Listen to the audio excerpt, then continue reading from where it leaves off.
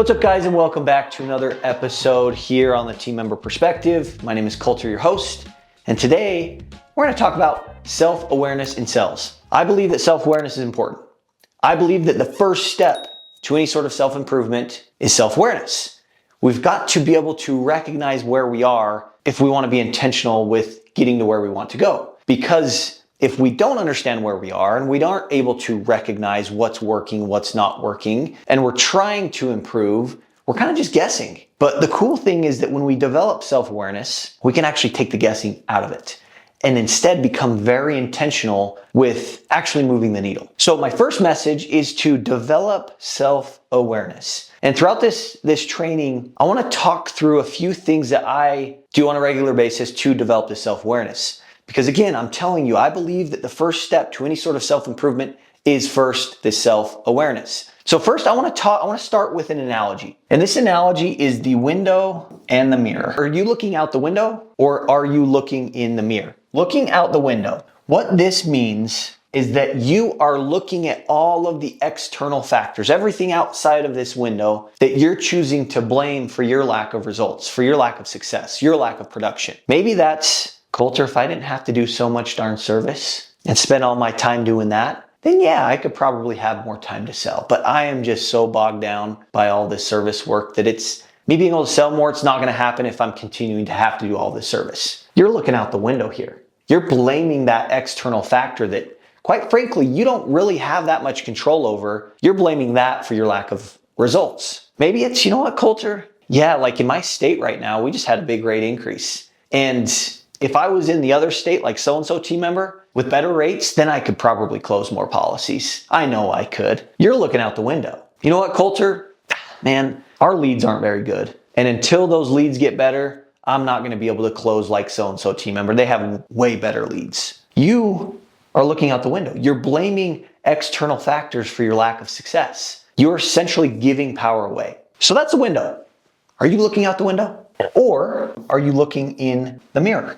Are you looking in the mirror? Instead of looking out the window and blaming outside factors and external factors for your lack of success and giving away control and ownership, when you look in the mirror, you're actually taking ownership for your lack of results. You have a mindset of, what can I do to get better? What can I control to improve? If you got an objection in a conversation, an example of looking in the mirror is saying, you know what did I say?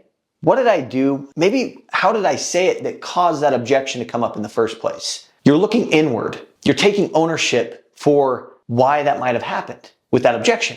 If you're looking out the window in regards to objections, you're blaming the customer for giving that objection.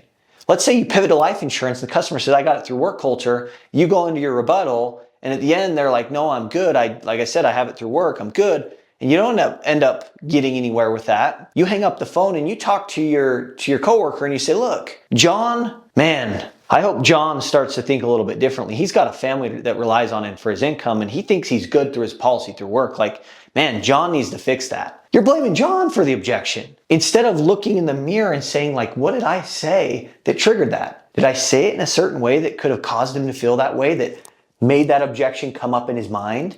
Did I get into it too soon? Like, are you looking out the window and blaming outside external factors for your lack of success?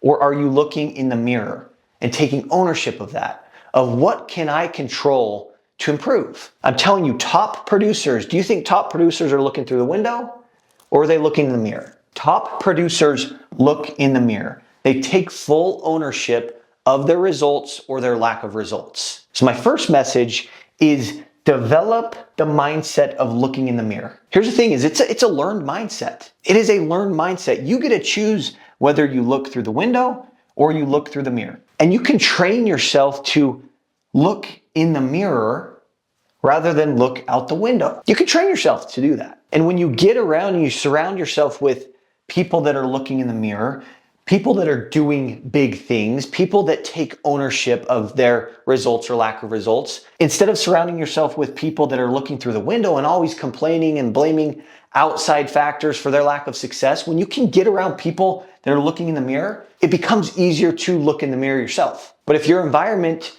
is If you're surrounded by people that are just complaining and they're blaming everything else for their lack of success and they're just looking through the window, well, it's going to be harder for you to look in the mirror. Now, some of you might be in a position where you're like, man, I'm just surrounded by people that are looking through the window.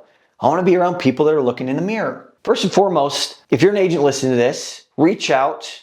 Our group is full of top producing team members that are very much looking in the mirror, very much taking ownership of their results or lack of results instead of blaming outside circumstances. Like, get in touch with us, plug into our group to do that, get around people that are doing this. But if you're in a position where you're like, man, I just got so many complainers around me and it's hard and that negativity kind of affects you, my challenge for you is to be the change that you want to see. Be that change for your office by developing the skill and the mindset of choosing to look in the mirror. Take ownership and a lot's going to happen for you. And I promise that, like, if you can be the change that you want to see, you might be surprised that everybody else decides, you know what? You've got something. And I like that. And so now all of a sudden, because you were that change, now other people are following your lead. Be a leader. Don't wait for this change to start happening. Look in the mirror and say, you know what? I can actually lead from the front with this. And I believe that if I can lead from the front with this, people will follow my lead. Stop looking through the window and saying, you know what? If I was only in a better environment, then would I be able to sell more? You're looking through the window by doing that. Even though you want to look in the mirror, you're looking through the window. So be the change that you want to be, that you want to see, okay? So now let's talk about self-awareness. Like, how do we develop this self-awareness? I believe, guys, that the way to develop self-awareness is to ask the right questions. If we want to find certain answers, we've got to be able to know what questions to ask to get those. So I want to go through a handful of questions that I believe can help you develop self-awareness and develop this mindset and this habit to look inward, to look in the mirror and figure out what maybe you can do, what adjustments you can make to improve. The first step, I believe, to self-awareness is to ask the right questions. Your ability to be able to ask yourself the right questions will help you develop self-awareness. I believe that. You cannot fix what you don't notice. And it's hard to notice anything if you're not asking questions to yourself. The right questions will force you to reflect and almost identify patterns so that you can adjust, okay? And I believe that top producers, high performers, like, they're not just doing more work, but they're doing the right work. They're analyzing what's working and what's not. They stop doing what's not working and start doing more of what is working. So it's not that they're doing more work, they're just doing the right work. Self-awareness helps you identify what the right work is. So let's go through a couple of questions that I believe you can ask yourself that can help you develop self-awareness in sales so that you can get to a whole new level in your production, okay? The first question here, how can I beat my best month? Very simple question that will allow you to reflect on, like, your very best month, on, like, peak performance. What can I do to beat my best month? And I think this question allows you to go back in your mind and first identify, like, what was your best month? And get specific here. Like, are you wanting this to be like in life insurance, in health, in total apps? Get specific. How can I beat my best month in life insurance? When you ask that question, go back mentally to your very best month. In the month that you wrote 15 life apps, what did you do that month? What did you do differently then that you're not maybe doing now? What distractions did you not have then, or did you eliminate then that you're maybe not eliminating now? And then how can I improve on that success? Ask yourself, how can I beat my best month? And I'm telling you, things are going to come into your mind and you're like, oh my gosh, well, I know I was doing that. I was working this list that month, but I haven't done that for a while. Or I was proactive with pivoting off of service calls, super proactive, because we were in this life promo and I knew I needed to pivot more, but I'm not actually doing that anymore. Or I was holding onboarding review appointments then, but I'm not doing that now. I've kind of got out of that habit. Or who knows, maybe I was holding these annual life review appointments and so I was crushing premium then, but I haven't done those for a while now. Boom. Just this one question already gave you something you can start to implement to be able to get back to your best month, maybe beat your best month.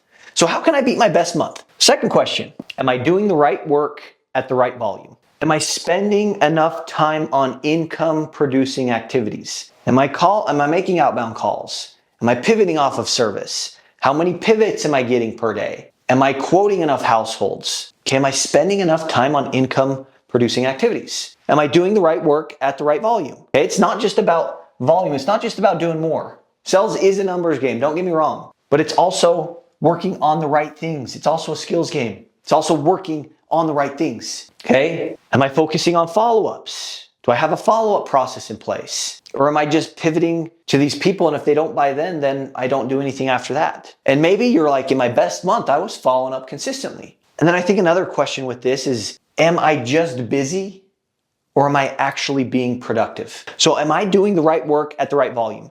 Now, I just want to make it super clear. Like, if you want to sell more apps, you want to sell more households, my question is do you have a daily goal of how many households you're quoting every day? That if you quoted those every day, you would get to the apps that you're looking for. You know, in our group, we have a theme called the 100 Club. And there's really 4 ways to become a member of the 100 Club and to achieve this.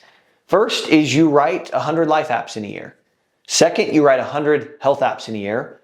Third, you write 100,000 in financial service premium. Or fourth, you write 100 apps in a given month. So if you want to write 100 apps in a given month, how many household quotes do you need to be doing every day? That if you did them, you'd get there, right? Do you have a goal of how many household quotes? Are you getting that volume in?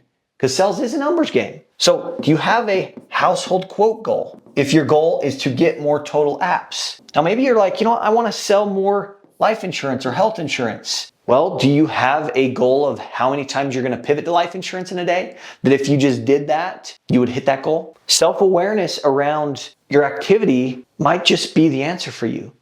And asking, am I doing the right work at the right volume? And breaking it down more specifically, quotes and pivots, helps you know how to be intentional. Because that might be the answer for you. I just need to do more. I just need to do more. And I think these household quotes and these pivots, these are great. And I think it gives us a benchmark of something to work towards every day.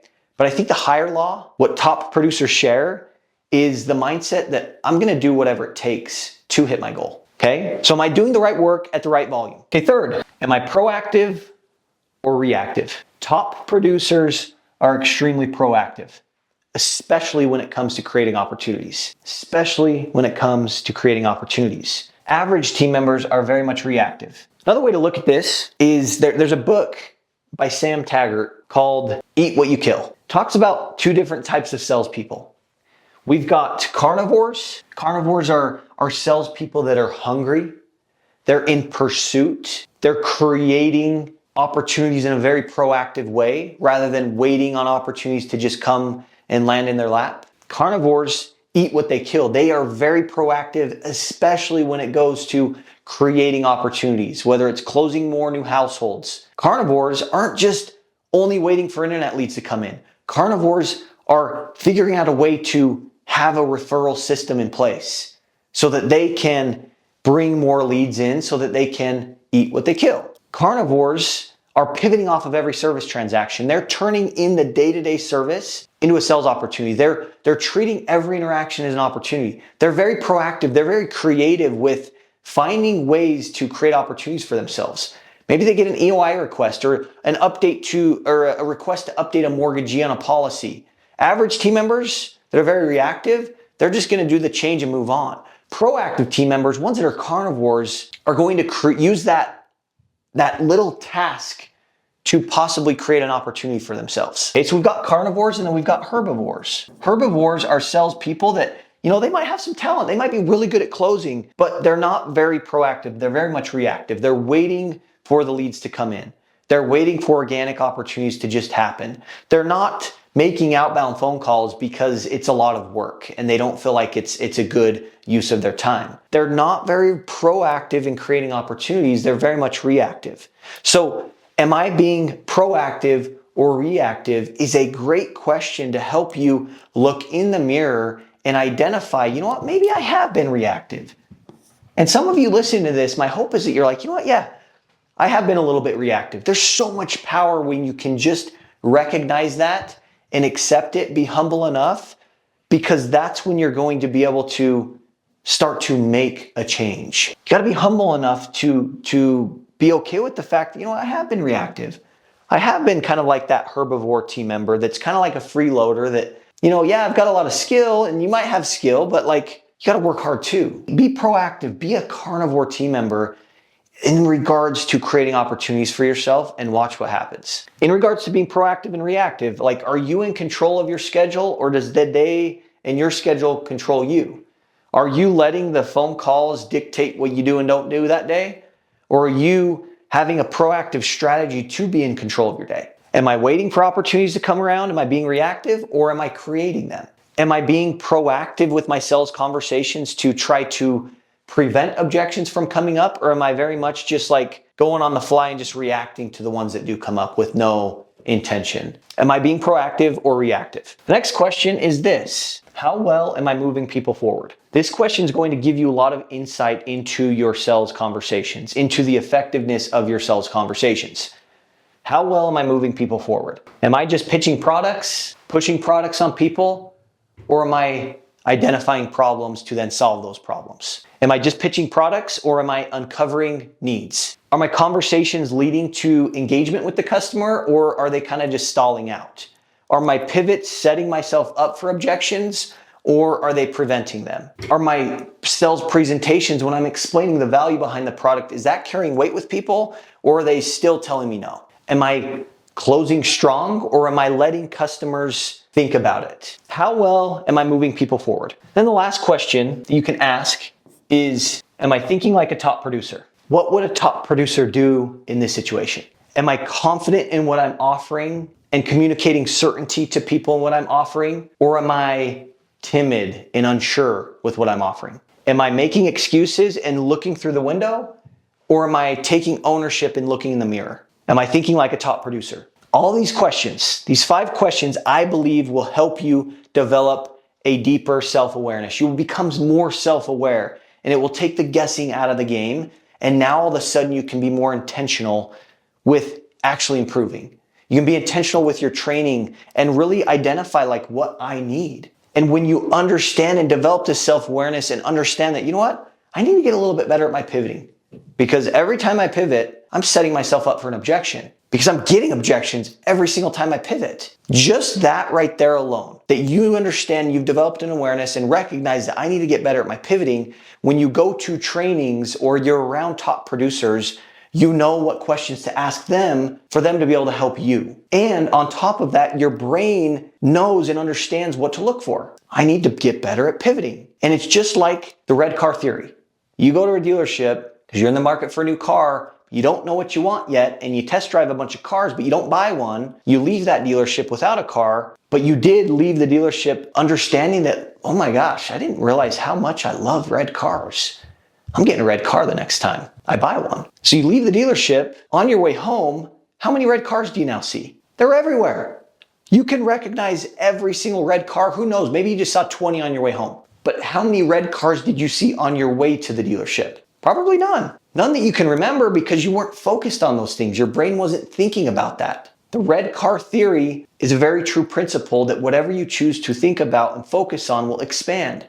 You get more of what you think about. And for you to be able to think about the things that are going to move the needle for you, you got to develop a self-awareness. You got to know what those things are. I'm telling you, this is how self-awareness can really be a snowball effect for you and help you have breakthroughs, help you get to a whole completely different level. And so I believe that one of the biggest difference between average salespeople and elite salespeople, top producers, is that elite salespeople develop self-awareness constantly, and they're very intentional with what they're doing. It might be something that you can do on a weekly basis to be able to get in the habit of just asking yourself these questions so you can develop that self-awareness. Because I don't know about you, I want to not only work hard. Hard work is a prerequisite. We should all be working hard. I believe that you can you can compensate for your lack of talent by hard work. Work hard. Do more now and you'll get better later. But also, let's work smart. Let's work smart. And the first way to do that is to develop a self-awareness. Okay, so maybe every week you ask yourself these questions. Get in the habit of asking yourself these right questions. And I'm telling you, you're going to be able to take the guessing out of this thing, and you're going to be able to be very intentional with improving. And you're going to find what you're looking for. You're going to have breakthroughs. You're going to sell more than you ever have. And you're gonna look back and you'll be like, you know what? A big piece to this whole thing was because I was very intentional with developing self-awareness. Self-awareness is the first step to any sort of self-improvement. Appreciate you guys. Hope this was helpful for you. Catch you in the next episode.